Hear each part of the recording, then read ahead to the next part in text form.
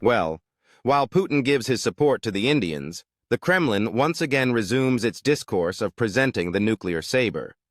Putin himself spoke about this directly in an interview for the documentary Russia-Kremlin-Putin 25 Years. According to him, so far, Russia has had no need to use nuclear weapons in the war. Moreover, he said he hopes it continues this way in the future.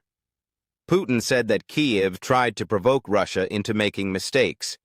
In other words, he accuses Ukraine of trying to force a more aggressive reaction from Russia, an escalation.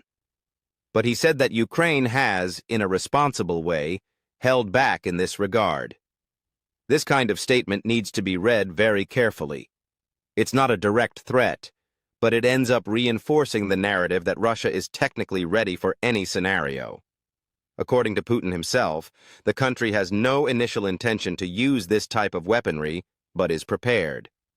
Now look, someone else who also commented on this was the Kremlin spokesman Dmitry Peskov, who classified as speculation the frequent statements in the West about a possible use of nuclear weapons by Russia. It's worth remembering, folks, that in November last year, Moscow updated its nuclear doctrine. Nuclear weapons are still considered a deterrent tool, but the new doctrine ended up expanding the scenarios in which Russia reserves the right to use them, and that even includes a response to conventional weapons.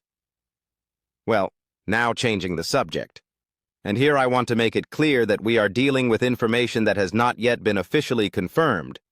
There are reports gaining traction, even among international agencies, about an alleged Ukrainian attack in the Kursk region of Russian territory.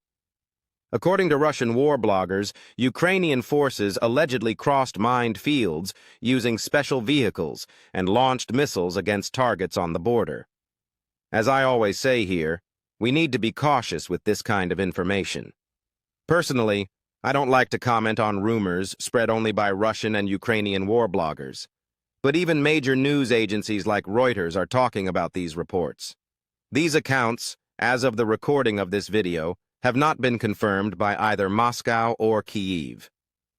But what is being said is that this attack aimed to hinder or slow down Russian advances in Sumy, that region that has suffered constant attacks in recent days, and that Moscow is already considering turning into a buffer zone.